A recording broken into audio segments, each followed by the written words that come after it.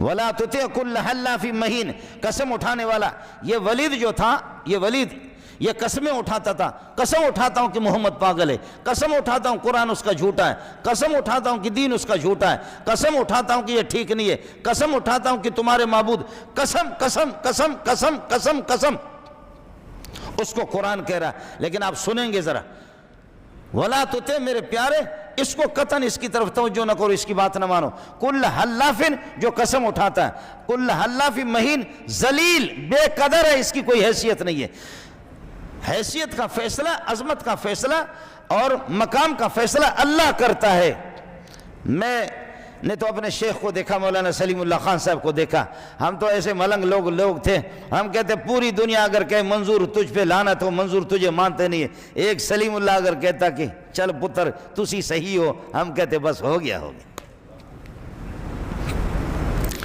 جس کی خدا پشت پناہی کرے اور جس کو اللہ عقل مند کہہ دے، جو اللہ کا محبوب ہو، اور اس کو کوئی کون ہے، ابھی آپ کو بتاتا ہوں، قرآن خود اس کو بتائے گا وہ کوئی کون ہے. لا تطع کل حلاف مہین، ذلیل، قسم اٹھانے والا، ہمازن، تانا دینے والا، لوگوں کو تانا دیتا ہے، نبی کو کسی کو معاف نہیں کرتا. ہمازن مشائم بنمیم، چغل خوریاں کرتا ہے. مناع للخیر، بخیل ہے، کسی کو روپے بھی نہیں دیتا ہے، بڑا مالدار ہے. مناع، معتدن، حد سے زیادہ بڑا گناہگار، حد سے زیادہ تجاوز کرنے والا. اسیمن، پرلے درجے کا گناہگار. اتلن، تند خو، بد مزاج، بے غیرت. یہ قرآن سنا رہا ہوں. کہتے ہیں یہ مولوی منظور بہت سخت ہے. یہ قرآن آپ کو سنا رہا ہوں خود، چاہے اللہ محمد رضا خان کا ترجمہ دیکھو یا کسی بھی بزرگ کا ترجمہ اردو میں دیکھو. لا تطع کل حلاف مہین، ہماز مشائم بنمیم، مناع للخیر، مال کو روکنے والا، بخیل، معتدن، حد سے تجاوز کرنے والا، اسیمن، پرلے درجے کا گناہگار، اتلن، تندخو، بد مزاج، بعد ذالک زنیم، حرامی حرامی حرامی. یہ اپنے باپ کا بھی نہیں ہے. ان کان ذا مال و بنین، 9 برائیاں اس کی ہو گئی. 10ویں برائی یہ کہ ان کان ذا مال و بنین، کہ یہ مال، بیٹے بھی اس کے زیادہ ہے، مال بھی اس کے پاس ہے. اس پیسے نے اس کو چتو بنا دیا ہے. اب اللہ نے کہا یہ قسمیں بھی اٹھاتا ہے، یہ ذلیل بھی ہے، اور یہ تانا دینے والا بھی ہے، یہ چغل خوری کرنے والا بھی ہے، یہ بخیل بھی ہے، اور یہ اللہ کا بھلا کریے کہ حد سے تجاوز کرنے والا بھی ہے، اور یہ گناہ گار بھی ہے، مالدار بھی ہے. یہ سب کچھ اس کو خود پتا تھا. لیکن ایک چیز کے بارے میں کہا کہ یہ حرامی ہے. زنیم کا ایک معنی بعض نے کہ حرامی، ولد الزنا، حرامی، اپنے ابا کا نہیں ہے، حرامی حرامی، جو محمد پر اور قرآن پر عیب لگاتا ہے. اس نے جا کر کے اپنی اماں سے کہا، کمرے میں بند کر کے کہا، اماں جی اللہ نے کہا ہے، محمد کے رب نے میرا سخت پوسٹ مارٹم کیا ہے. حلافن، قسم اٹھانے والا، واقعی میں قسم اٹھاتا ہوں.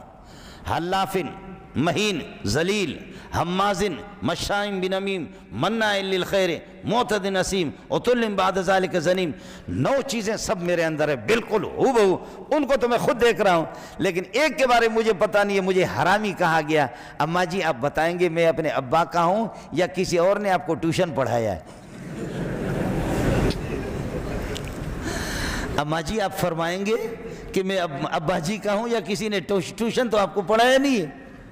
کہا نہیں بیٹا، چونکہ چنانچہ دراصل میں یوں اس بات کا تعلق ہے، جہاں تک میں سمجھانے کی کوشش کر رہی ہوں آپ سمجھنے کی کوشش کریں، آپ بالکل اوریجنل کاپی ہے. کہا کہ نہیں اماں جی نہیں، اماں جی کچھ نہ کچھ گڑبڑ ہے، اماں جی کچھ ہے. یہ 10 چیزیں جو بتائی ہے باقی سب میرے اندر موجود ہے، یہ کیسے غلط ہو سکتا؟ اماں جی ایک اللہ ہے، ایک اللہ ہے، اس کو پتا ہوگا. اللہ کو تو یہ لوگ بھی مانتے تھے. باقی آپ، میں، ہم 3 ہیں. اماں جی بات چھپاؤ نہیں، اصل نہیں بیٹے، چونکہ چنانچہ دراصل میں یوں. اس نے کہا نہیں اماں جی اصل بات بتاؤ. کہا اماں جی اصل بات بتاؤ. کہا بیٹا کسی کو بتانا نہیں، اصل بات یہ ہے تیرے ابا کا کلاشنکوف کام نہیں کرتا تھا، تیرے ابا کا جو G3 ہے وہ صحیح چلتی نہیں تھی، تو اس لیے میں نے، کوئی ہمارا ملازم تھا اس سے ہم نے دوستی کر لی، تو اس نے بیڑا ہی پار کر دیا سارا کا سارا، تو اسی کا نطفہ ہے۔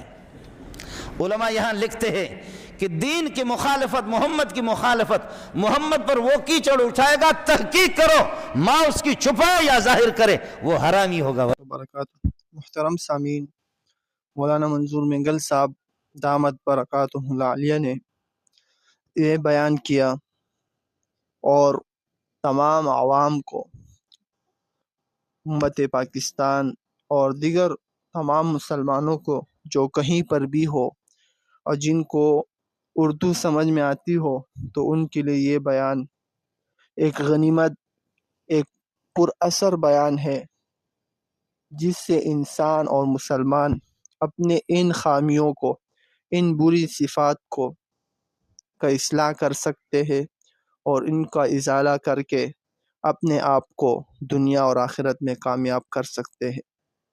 تو یہ جو چند خامیاں حضرت مولانا منظور مینگل صاحب دامت برکاتہ العالیہ نے اپنی اس بیان میں بیان کیے، تو یہ خود اللہ رب العزت نے قرآن مجید میں بیان کیے، جس کا ایک ایک حرف، ایک ایک بری صفت جو حضور علیہ الصلوۃ والسلام کے وقت میں مشرکین میں پائے جاتے تھے، ان کو بیان کیا اور آیات بھی بتائی، وہ حرف جس کا کیا معنی ہے، حرف بحرف اس کو بیان کیا۔